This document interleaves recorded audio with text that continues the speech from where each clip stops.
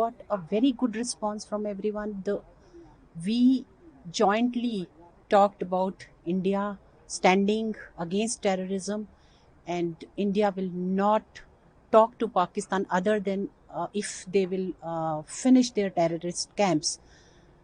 That statement was very strong by each and every member of, and we made it clear that no talk will happen unless they finish their terrorist camps from Pakistan, and no terror attack. Unless that happens, our prime minister is not going to talk to them.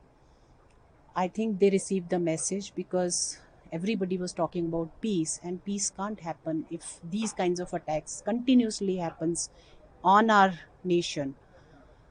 uh, I think today in the evening also, people showed their love for Indians, especially the diaspora staying here, even the rulers and general public. They have all the faith on India, on our prime minister. The growth of India they are watching, and this nation and India, I think we have got brotherly relations, and together we want to march for the development. And that's what their people are also saying. They're talking about development. They know that India is peace loving nation, and they will not create any problem for other. That's why our people in this country are also welcome.